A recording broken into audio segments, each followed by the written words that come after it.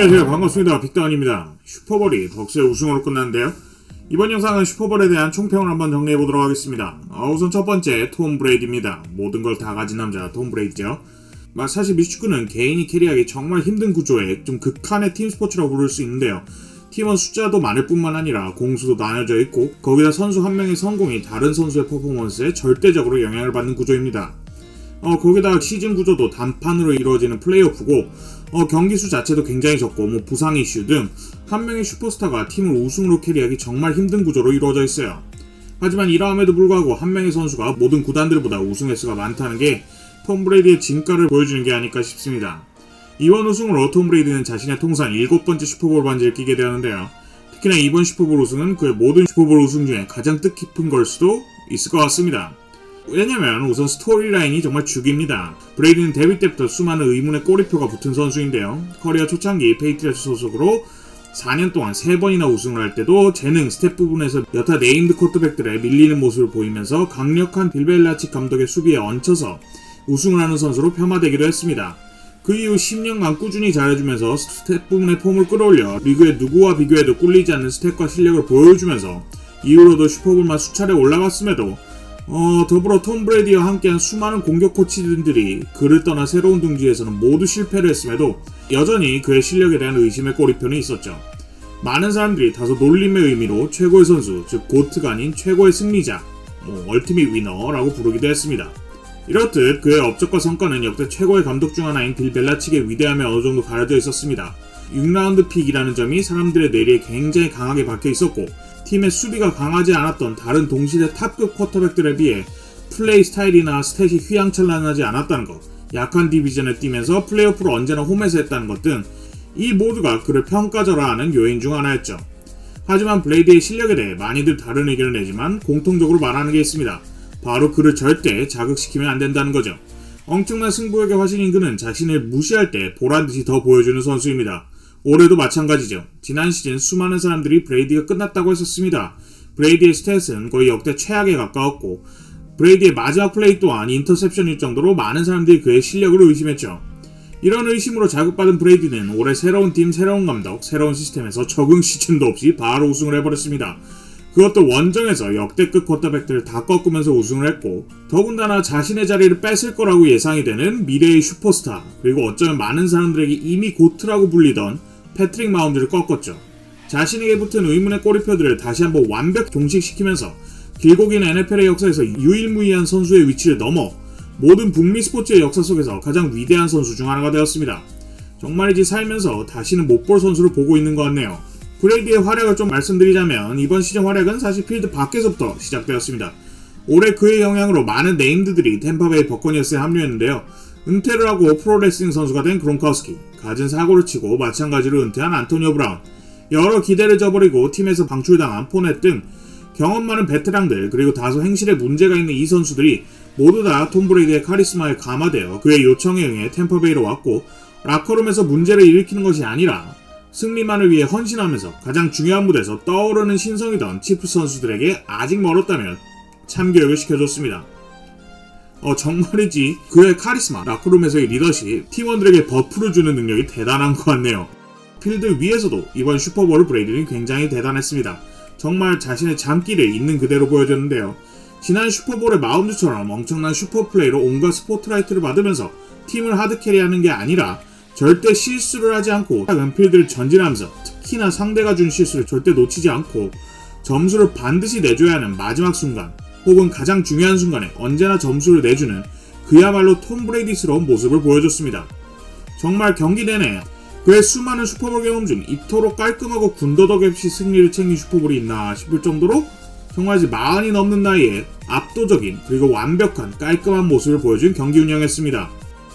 다음에 언급하고자 하는 점은 바로 템파베이 버커니어스의 감독 브루스 에리안스입니다. 브루스 에리안스는 코치로서는 여러 군데서 큰 성공을 거두고 기라성 같은 선수들을 키워냈음에도 60이 넘는 나이에 처음 감독을 맡았을 정도로 감독 자리가는 2년이 먼 감독이었는데요. 그가 자신의 첫 번째 롬바르디컵 슈퍼볼 우승을 가져가게 되었습니다. 노 리스크 노 비스킷이라는 표어로 대표되는 명장이 바로 브루스 에리안스인데요. 저희가 좀 알아듣기 쉽게 하면 노 리스크 노 리턴을 좀 재치있게 표현한 어구라고 해야 하지 않을까 싶습니다. 여튼 리스크를 겁내지 않고 빅플레이를 언제나 노리는 태도와 플레이 스타일, 그리고 카리스마 넘치고 강하고 완고한 성격으로 대표되는 감독이 바로 브루스 에리언스인데요. 당연하지만 올 시즌 이 감독 브루스 에리언스의 공도 굉장히 크다고 생각합니다. 브루스 에리언스와 톰 브레이디 사이에서는 전술 스타일상의 성향 차이가 대단히 컸는데요.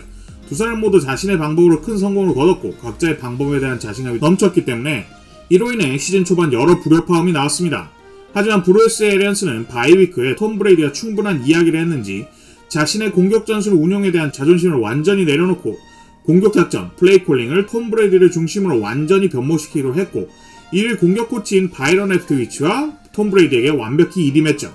이 바이위크를 기점으로 버커니어스는 단 한 번도 지지 않았는데요. 일단 공격 쪽에서는 브루스 에리언스가 선호하는 장거리 패스가 아니라 톰 브레이디가 항상 좋아하는 러닝이 어느 정도 받쳐주고 그 러닝을 바탕으로 스크린 플레이, 그리고 플레이 액션, 그리고 여러 타이트핸드 러닝백을 위주로 한 짧은 단거리 패스들 위주로 게임을 풀어나갔죠. 한 분야에서 브루스 에리언스만큼이나 성공을 거둔 사람이 더구나 자신의 전술 철학에 대한 자신감이 대단하고 리그 최고의 전술가 중 하나라고 불린 사람이 팀의 승리를 위해 자신이 제일 잘하는 것을 깔끔하게 포기하고 팀을 위해서 더 잘할 수 있는 사람에게 이를 완전히 일임했다는 게 정말 보통 쉬운 일이 아니었을 겁니다. 이런 게 바로 카리스마이자 감독이라고 할 수 있겠는데요. 단순히 지장으로서 그리고 전술가로서의 브루스 에리언스의 감독의 모습이 아닌 그야말로 팀의 감독이자 사령탑으로서의 위엄과 결단력을 보여준 시즌이었다고 생각이 듭니다. 이렇게 윗선에서 팀의 중심인 감독 브루스 에리언스와 팀 최고의 스타 베테랑 톰 브레이디의 합일된 노선이 정해지자 이들을 따르는 선수들은 자연히 자신들이 어떻게 행동해야 될지 알 수 있었을 것이고, 이는 팀의 팀워크를 끌어올리는데 핵심적인 계기가 되지 않았을까 싶습니다. 마지막으로 이번 승리의 1등 공신 바로 버커니어스의 수비입니다. 마홈즈, 켈시, 힐을 위시로 한 칩스의 공격진은 슈퍼볼을 앞두고 정말 어마어마한 기대를 받았는데요. 이 셋을 위시로 특히나 역대 최고의 재능이라고도 불리우는 패트릭 마홈즈가 이끄는 패싱 공격은 단지 이 둘뿐만이 아니라 보조무기도 미콜 어드먼, 세미 아킨스일 정도로 그 공격력의 끝이 어디일지 궁금할 정도로 많이들 굉장히 큰 기대를 했습니다. 하지만 뚜껑을 열어보니 벅스의 수비가 이들을 완전히 압도했는데요. 칩스의 오라인은 양쪽 끝 태클이 경기 전에 부상을 당했었는데 버커니어스의 1선 수비진 JPP, 비타베아, 수, 베릿, 이 부상에 허우적거리던 칩스의 오라인을 완전히 찢어 발겼습니다. 버커니어스는 경기 내내 5번인가 정도밖에 블리치를 하지 않았고 이 1선 수비 4명만을 쿼터백을 향해 러시시켰는데요.